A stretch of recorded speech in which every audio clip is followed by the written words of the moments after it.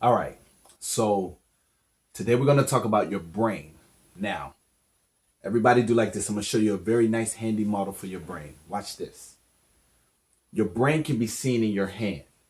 So coming up through your arm is your spinal cord, right?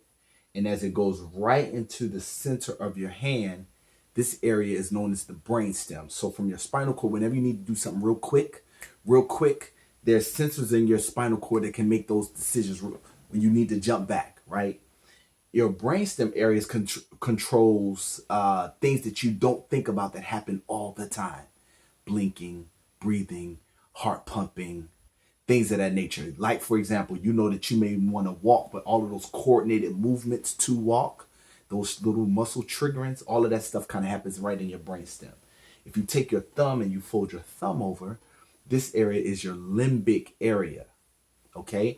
And this is known as your mammalian brain. So your brainstem is kind of like your reptilian brain, right? This area kind of gives you your emotions, right? So your deep feelings and the things that you kind of just know that you like or you don't like with no kind of real description to it. So for example, if you like to taste something or whatever, that kind of rests right here. And if you fold your fingers over like that, this is your cerebral cortex. And this is where your higher level processing comes, your logic, your thought. Now, here's the deal.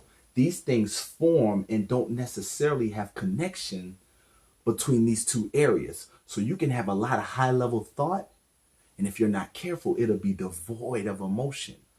But you need emotion. It's like the lubricant to your life.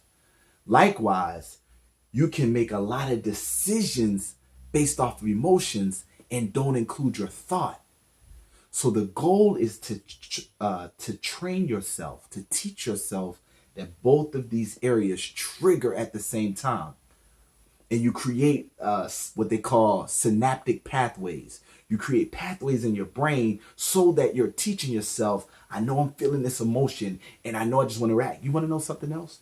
Right here in this area, in this emotional area, in this limbic area, speech isn't here. That's a high level processing, right? Speech isn't here. That's why whenever you feel high levels of emotion, rage, ecstasy, pain, fear, you can emote, but you can't put that into words. You ever been so frustrated about something that you ever been so confused in emotion and you're like, no words, because your ability to process that high level thought is not necessarily connected to your ability to experience the feeling of it unless you train yourself. And so this happens even for corporate training seminars that we do. And I've been in a lot of workshops and leadership trainings. And I mean, this works for little kids, or this works for parents, or this works for relationships, or this works for corporate execs or whomever. Training myself that when I feel this emotion, I also can be present.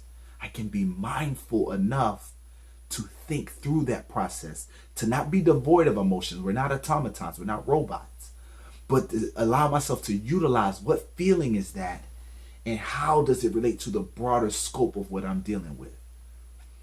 And once you train yourself and you do that over and over and over and over and over and over again, you think about a college campus or a park or a playground that has a big grassy area. And if enough kids walk through this part of it, that part of it, through those grassy areas, you see a little trail, you see little footprints. Then before you know it, the grass dies, a path forms, and if enough go that way, that becomes a full-fledged walkway. Your brain is the same way. You can train yourself over and over and over again to speak between these two portions of your brain so that it's not just a little beaten path. It's not just something that the grass grows over, but this is a full-fledged pathway that I can be present, I can be mindful in this moment. But that takes intention. And you do that right now.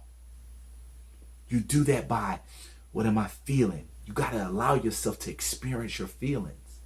And then what do I think about this feeling? How would I like this to go? And you do that so by the time you get to high level situations where you need it, you have that ability to go. All right? So once again, the handy model of the brain, the spinal cord, your brain stem, your limbic, your emotion areas, your high level processing.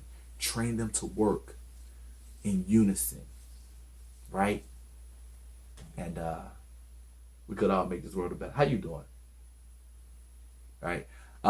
You know how it is. When we get to this point of our videos, we got to do some push-ups. Y'all ready? Let me pause this, set this down. Let's knock out 22. Let's see how many we can get today. 22? Let's see. Okay. You ready? Let's do it. We'll knock out these 22. Here we go.